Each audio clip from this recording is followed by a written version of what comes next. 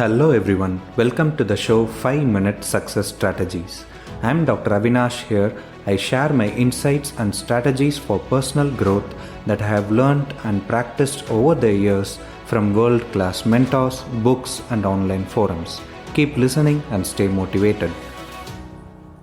Welcome to Health Week number 1, episode number 2. Have trouble sleeping? Then the solution is to sleep smarter. If you ever feel tired and lightheaded when you wake up, or if you have trouble falling asleep, if you ever feel sleepy right after breakfast, then I might have a simple solution for you. I'm going to share with you the 5 most important insights from the book Sleep Smarter by Shawn Stevenson. And no, the answer is not sleeping pills or any form of medicine. These are just practical strategies which you can implement in your life right from today and see the benefits from tomorrow. So stay tuned. Before we get on to the strategies, how much sleep does an average adult need per night? Various studies have been done in multiple parts of the world that show beyond any doubt that you need at least 7.5 hours of sleep, that is 7 hours and 30 minutes at night, plus or minus 30 minutes depending on the person and the time of the year, the distance from the equator where you live, and that does not include the time you spend getting to fall asleep in bed and getting out of sleep in the morning, which means you need at least 8 hours of total bedtime that is needed to get a quality sleep of 7 hours and 30 minutes. What happens if you don't? Well, chronic sleep deprivation and decreased quality of sleep is being linked to various diseases including diabetes mellitus, hypertension, heart disease, stroke, weight gain, problems like back pain, neck pain and chronic fatigue and tiredness. Overall, your lifespan gets reduced by 10% for every 1 hour of reduced sleep multiplied over decades. If you want to live longer, then sleep better. With that said, let's see 5 most important strategies on how to sleep smarter. The first strategy is to get your sunlight exposure at the right time and at the right dosage. Sunlight is vitally important to set your circadian rhythms in place and for vitamin D synthesis and also to regulate the hormones and neural transmitters.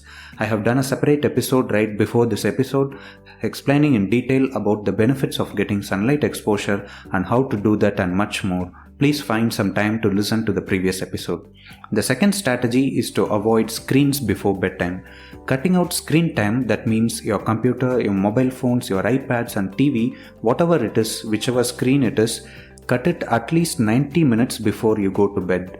Looking at the screens releases the pleasure chemical dopamine in your brain that will make you addicted to the screens and you won't be able to stop until it becomes too late in the morning. That will be usually 2 or 3 a.m. when you're damn tired and you get to sleep. Don't do that. Put your computers, iPads and mobile phones out of your bedroom at least 90 minutes before bedtime. Switch off all notifications, the dings and bings from your mobile. Keep it in silent mode. You won't get woken up in the middle of the night. Utilize that time to read a book, a journal, or to take a short walk, or you can talk with your spouse or children and have some quality time with them. Avoid screens at all costs. The third strategy is to get to bed early and to wake up early in the morning. The ideal time to get to sleep is from 9 pm to 11 pm. That's the time when your circadian rhythm matches with the natural circadian rhythm of the earth.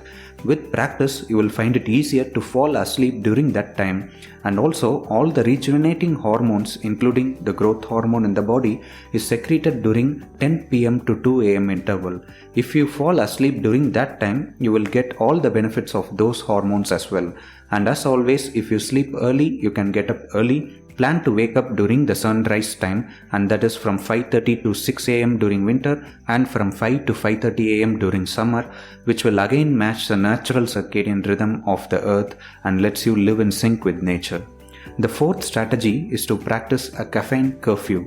Caffeine is a powerful, potent stimulant of your brain that is present in coffee and also in lesser quantities in tea. A particular study found out that having coffee even 6 hours before bedtime reduces your effective sleep by 1 hour, and the worst thing is that you won't even be aware that you have lost your quality sleep and you just feel tired the next day, and the next thing you know, you consume more coffee to keep you alert the next day.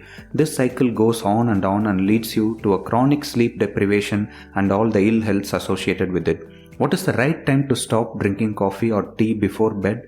See, caffeine has a half-life of 6 to 8 hours. That means even after 8 hours, half the amount of caffeine you consume is still present in your body and it will still affect your sleep. So if you are sleeping by 10 pm, then please do not consume coffee at least after 2 pm in the afternoon. Do not have your evening cup of coffee if you take your sleep seriously. My next episode is all about coffee, in which I discuss in detail about the benefits and the ill effects of caffeine consumption and the right way to do it. Watch for it. The fifth and the final strategy is to fix your bedroom. It is found that the cooler the temperature gets, the better you sleep. The ideal temperature for a sound sleep is around 20 degrees Celsius plus or minus 2 degrees Celsius. Make sure you cover your extremities, your hands and feet, otherwise you will be shivering and you will have a disturbed sleep. Have your room completely blacked out. In a study done in Cornell University, it is found that any natural light or artificial light coming into your room will decrease the melatonin production, that is your sleep hormone production, by 50%. That will make you sleep deprived for 1.5 to 2 hours. It is very important to switch off all lights, including the night lamps, and use dark curtains for windows and doors to block out outside lights from coming inside. And finally, do not use a bedroom for any other purpose like working on laptops, seeing movies, scrolling in social media, etc.